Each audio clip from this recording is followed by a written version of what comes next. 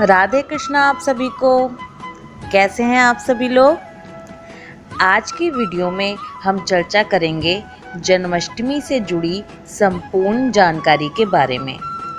व्रत कब करें, पूजा कैसे करें, भोग कैसे लगाएं, व्रत में क्या खाएं क्या नहीं। तो चलिए शुरू करते हैं। जन्माष्टमी का त्यौहार हर साल भादो मास के कृष्ण पक्ष की अष्टमी तिथि को मनाया जाता है।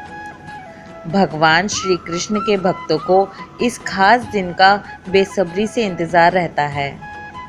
मंदिरों और घरों को खूब सजाया जाता है, भजन कीर्तन का आयोजन किया जाता है। बहुत ही धूमधाम से ये त्यौहार मनाया जाता है। बांके बिहारी जी मंदिर में मंगला आरती नियमित रूप से नहीं होती है। केवल श्री कृष्ण जन्माष्टमी की रात 2 बजे मंगला आरती के दर्शन ठाकुर बांके बिहारी जी मंदिर में होते हैं। यानी कि साल में केवल एक बार ही यहाँ पर मंगला आरती होती है। भक्तों की भीड़ उमड़ पड़ती है इस मंगला आरती को देखने के लिए। जन्माष्टमी व्रत को व्रतराज की उपाधि दी गई है। हमने सावन मास महात्म्य में भी सुना था कि जन्माष्टमी व्रत करने से 1 करोड़ एकादशी के बराबर फल मिलता है। इसी से हमें जन्माष्टमी व्रत की महत्ता का पता चल जाता है। इस व्रत से सभी मनोकामनाएं पूरी हो जाती हैं। संतान चाहने वाले को संतान मिलती है। भगवान श्री कृष्ण का जन्म भादो मास के कृष्ण पक्ष की अष्टमी तिथि को हुआ था। कृष्ण जन्म के समय रोहिणी नक्षत्र था। सूर्य सिंह राशि में और चंद्रमा वृषभ राशि में था।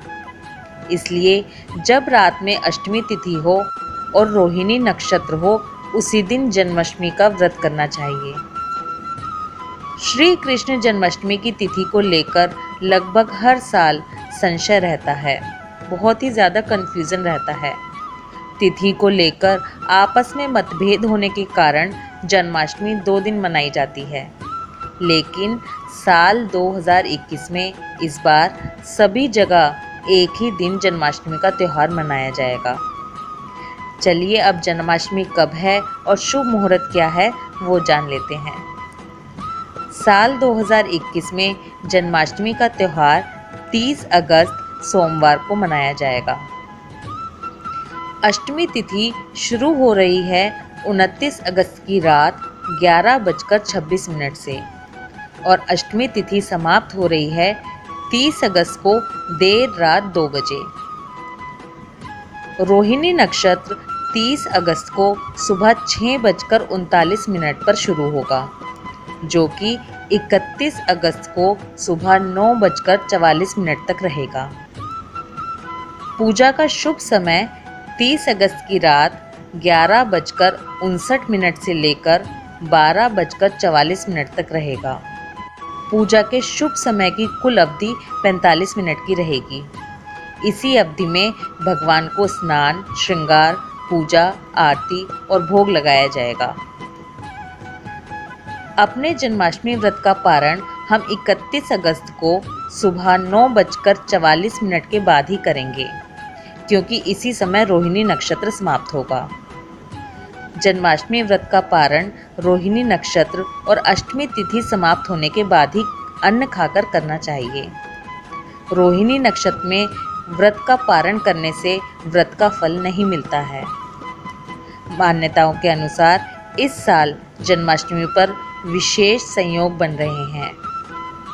माना जा रहा है इस साल वही शुभ संयोग बन रहे हैं जो तब बने थे जब प्यारे का जन्म हुआ था। जब ऐसा शुभ संयोग बने तो बिना किसी डाउट के जन्माष्टमी व्रत और पूजा ज़रूर करनी चाहिए। इससे हमारे 3 जन्मों के जाने अनजाने पापों से मुक्ति मिलती है। साथ ही अगर कोई पितर, प्रेत या पिशाच योनि में है तो उन्हें भी मुक्ति मिलती है। जो लोग जन्माष्टमी का व्रत नहीं भी रखते, उन्हें भी इस बार व्रत ज़रूर रखना चाहिए। अब हम एक और विषय पर चर्चा करेंगे। हमने देखा और सुना है कि जन्माष्टमी के व्रत में व्रत रखने का सबका अपना तरीका होता है। कुछ लोगों का मानना है कि ये हमारे प्यारे का जन्मदिन है तो भूखे क्यों रहें, आज के दिन तो पकवान बनाने चाहिए और खाने चाहिए। वहीं कुछ लोग इस दिन निर्जला रहकर अपने प्यारे को खुश करते हैं।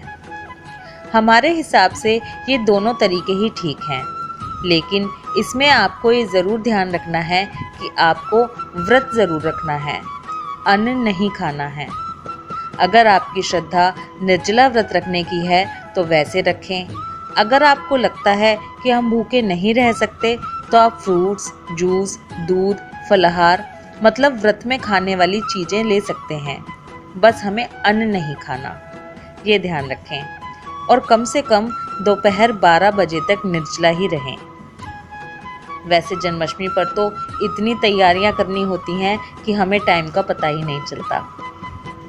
अब थोड़ी सी चर्चा पूजा विधि की करते हैं। जन्माष्टमी व्रत के नियम भी एकादशी की तरह सप्तमी से ही शुरू हो जाते हैं। सप्तमी को दिन छिपने से पहले ही खाना खा लेना चाहिए। अगर उसके बाद भूख लगे तो फ्रूट, जूस या दूध ले सकते हैं। रात को ब्रह्मचर्य का पालन करेंगे। जन्माष्टमी के दिन सुबह जल्दी उठेंगे। पानी में गंगा जल और तिल मिलाकर स्नान आदि से निवृत्त होकर साफ कपड़े पहनेंगे। इसके बाद पूर्व या उत्तर की ओर मुख करके व्रत का संकल्प लेंगे। बाल कृष्ण को सबसे पहले दूध से स्नान कराएंगे, फिर दही से, फिर घी से और फिर शहद से स्नान कराएंगे। अब गंगा जल से स्नान कराएंगे। इन चीज़ों को एक बड़े बर्तन में इकट्ठा करते जाएंगे और पंचामृत बना लेंगे। स्नान पूरा होने के बाद बाल गोपाल को सजाएंगे, उन्हें लंगोट पहनाएंगे, सुंदर वस्त्र पहनाएंगे, गहने पहनाएंगे, चंदन और अक्षत से उनका तिलक करेंगे। भगवान को इत्र लगाएंगे, फूलों से भगवान को सजाएंगे। भगवान को वैजयंती माला बहुत प्रिय है, इसलिए वैजयंती के फूल या माला भगवान को ज़रूर अर्पित करें। धूप दीप जलाएं, माखन, मिश्री, तुलसी का पत्ता ये सब भोग लगाएं। भगवान को झूले पर बिठाएं और झूला झुलाएं। याद रखें, भगवान की छठी तक भगवान झूले पर ही रहते हैं, बस सोने और नहाने के लिए ही झूले से उतारे जाते हैं। इसी में आपको ये भी बता दें कि अगर आपके पास मक्खन गोपाल या लड्डू गोपाल नहीं हैं तो आप युगल सरकार या शालिग्राम जी को भी सजा सकते हैं, नहीं तो आप तस्वीर की भी पूजा कर सकते हैं। इसके बाद भगवान श्री कृष्ण की मूर्ति या चित्र पालने में स्थापित करेंगे। पूजन में देवकी, वासुदेव, बलदेव, नंद, यशोदा आदि देवताओं को भी स्थापित करेंगे और उनका नाम जाप करेंगे। जैसा कि हमने सावन मास महात्म्य में सुना था, जन्माष्टमी पर झांकी सजाते समय देवकी और यशोदा मैया के लिए प्रसूति का गृह भी जरूर बनाना चाहिए। प्रसूति का गृह मतलब जच्चा का कमरा। पूरी साज सजावट करने के बाद पूरा दिन भगवान को बढ़िया बढ़िया भोग लगाएंगे। बहुत सी जगह पर भगवान को 56 भोग भी लगाया जाता है। अभी इस वीडियो के लास्ट में हम उसके बारे में भी चर्चा करेंगे। इतना सब करने के बाद रात को 12 बजे भगवान श्री कृष्ण का जन्मोत्सव मनाएंगे। पंचामृत से अभिषेक करेंगे, भगवान को नए वस्त्र पहनाएंगे और उन्हें झूला झुलाएंगे। पंचामृत में तुलसी डालकर माखन, मिश्री और धनिये की पंजीरी का भोग लगाएंगे। धनिये की पंजीरी का जन्माष्टमी के दिन बहुत महत्व होता है। इसके बाद आरती करेंगे और प्रसाद सभी लोगों में बांटेंगे। जन्माष्टमी के दिन भगवान को 2 बार स्नान कराया जाता है, एक बार सुबह और एक बार रात को 12 बजे, और दोनों बार भगवान को सुंदर श्रृंगार, धूप, दीप, आरती, भोग सब कुछ किया जाता है।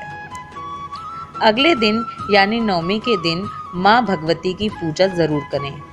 इसका उल्लेख हमें सावन मास महात्म्य में पता चलता है।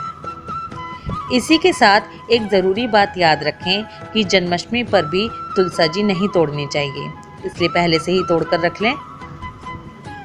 अब वीडियो के लास्ट में हम थोड़ी बात करते हैं 56 भोग के बारे में। अगर आप 56 या 108 भोग लगा रहे हैं तो सबसे पहले पूरी 56 चीज़ों की एक लिस्ट बना लें जो जो आपको भोग लगाने हैं। अब इस लिस्ट को 2 पार्ट्स में डिवाइड कर लें, एक होममेड और एक रेडीमेड। आधी चीज़ें वो जो आपको बाहर से लेकर आनी है, जिसमें जैसे फ्रूटी होती हैं, टॉफ़ीज़ होती हैं, बिस्किट्स होते हैं, चॉकलेट्स होती हैं, इस टाइप की चीज़ें, और दूसरी होममेड जो आपको घर पे बनानी है। अब जो आपकी होममेड वाली लिस्ट है उसको भी आप 2 पार्ट्स में डिवाइड कर लें। एक लिस्ट में वो चीज़ें रखें जो आप 1 या 2 दिन पहले से बनाकर रख सकते हैं, जैसे बेसन के लड्डू हो गए, बेसन की बर्फ़ी है, मैदा की कचौड़ी, मठरी, नमक पारे, शक्कर पारे, आटे के लड्डू, इस तरह की चीज़ें। और दूसरी लिस्ट में वो सब चीज़ें जो हमें उसी दिन बनानी हैं। इससे हमारा काम बहुत आसान हो जाएगा। और जो एक घबराहट होती है ना मन में कि 56 भोग कैसे लगाएंगे, कैसे बनाएंगे, वो बहुत ही ईजी हो जाएगा। मैंने कोशिश की है कि इस वीडियो में जन्माष्टमी से रिलेटेड सभी बातें आप तक पहुंचा सकूं। आई होप आपको ये कोशिश पसंद आएगी। इसके अलावा आपके पास कोई भी क्वेश्चन या सजेशन हो तो प्लीज़ कमेंट ज़रूर कीजिए। मुझे आपके कमेंट्स का वेट रहता है। वीडियो को लाइक करें। जन्माष्टमी से पहले इस वीडियो को जितना ज़्यादा हो सके शेयर करें। राधे कृष्णा।